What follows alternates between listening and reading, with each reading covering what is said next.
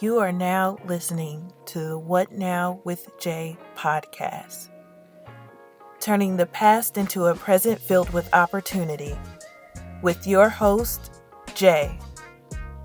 Welcome to What Now with Jae Podcast, episode 10. I am your host, Jae, author, educator, and world traveler.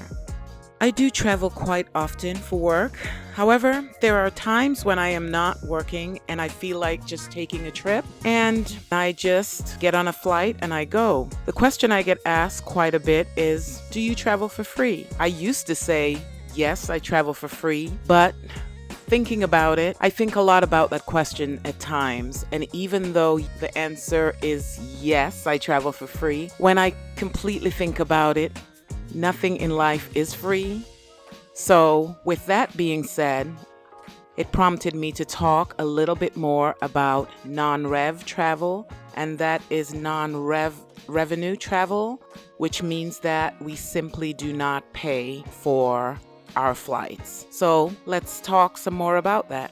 I will start off by saying that I do not look at any of my travel on my off days as quote unquote being able to travel for free. I know that's how we all look at it, we're able to just get on a flight and go somewhere, but it is all a matter of perspective, right? Because when I think of free, I think that someone just happened to give you something. You did not earn it, right? The way I see it, when I put in my time at work, I'm actually working for those benefits that I get. In my case, the benefits are traveling for free. But, when we get those incentives from our job, whether it's bonuses, are they just completely free? Again, that is a matter of perspectives, how we look at them. So I typically look at my flight benefits like I work hard for those. I do enjoy them, but hearing someone saying, oh, you get to fly for free, it's often like, oh, you didn't work for that, you didn't earn it. And that's definitely not the case. I do enjoy my job a lot. There are days like with any other job. It is hard work, a lot of hard work, and it can be stressful. It can be extremely lonely. It is tiresome. There's just a lot that goes with it. Don't just work, and don't use your benefits. They are there for you. Definitely take advantage of them. There are a lot of new employees that definitely don't know how. They think, oh, how do you get to this country? How do you do this? How do you do that? How do you just get off work and then you go home and then return and travel? Aren't you tired? Aren't you this? But you have to make that time for self. And I guess this can all go back to past topics, I should say, of, self-care. You have to be able to fit it in when you can. So for me, I typically, when I bid for my trips, and that's something else we will talk about on another episode. We'll talk about the bidding system and how we get our trips and our locations of where we want to go. But we typically bid for our trips. So when I bid for my trips, I bid for maybe no more than 4 trips per month, which would probably be maybe four 4-day trips. That's basically 16 days out of the month. And the rest of the month I'm off. So they're not back to back like, 16 days in a row. It's like 4 days here, maybe 4 days off or 5 days off, another 4 days here, and then I'm off in between, and so on and so forth. So therefore, I split up my time where I can use off days to explore and go places that I've never been before.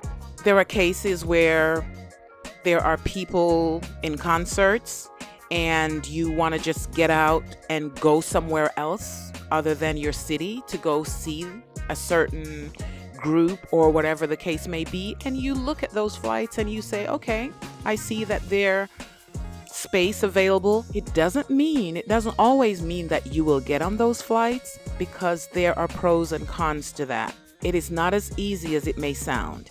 You may want to go and you may book your flights. It does not mean that I will get one of those seats.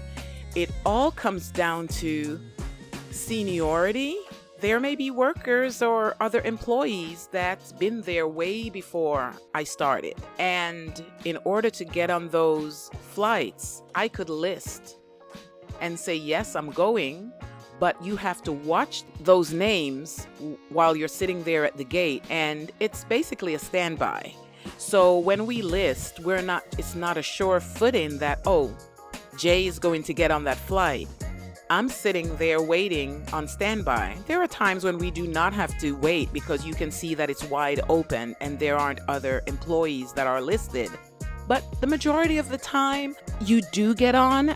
There have been times when I was going out the country and I may have missed, a couple of the earlier flights. But what happens in those situations is that you're automatically rolled over to the next flight. And that's usually the next hour or two.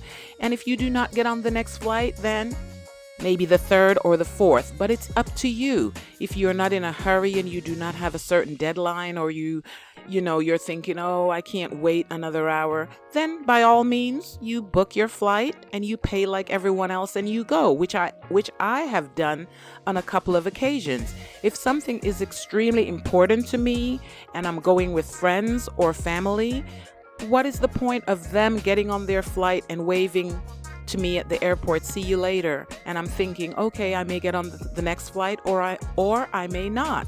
So it is all up to you. You can wait to use your benefits, or you could say, you know what, I'm not going to deal with this today, and you can book your flight and just go. Also love the fact that I am not limited to my airline. Just because I work for this airline, it doesn't mean that, oh, I am just limited to travel on my off days with them.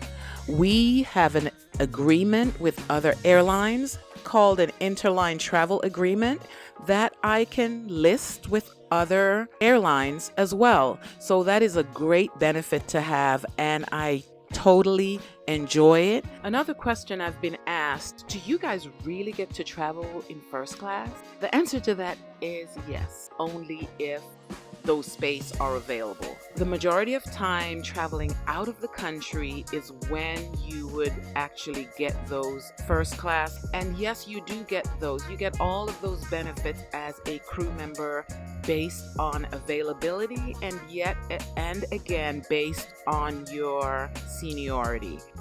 Here is a question that was recently asked. How easy is it for you to leave work at work? My answer to that is it is extremely easy. My job as a flight attendant ends as soon as we land in base. Once I am off the aircraft, I don't have to worry about work or think about anything to do with work until I return. It is the first job that I've had that's like that. Previously as a teacher, that wasn't the case. As you know, as a teacher, you're bringing work home. You're bringing the stresses home. It is a complete opposite of my previous job. I get off work, I leave work at work, I get home, and it's just about what am I going to do once I'm home for those few days off. This is the part of the episode where I leave you with a quote. Persistence and determination are always rewarded. Christine Rice. Remember to leave your questions regarding travel, self-care, my book, Cruel Intentions, How to Recognize the Signs and Patterns of Narcissistic Abuse, or just anything you would like for me to answer at Montego_JAE.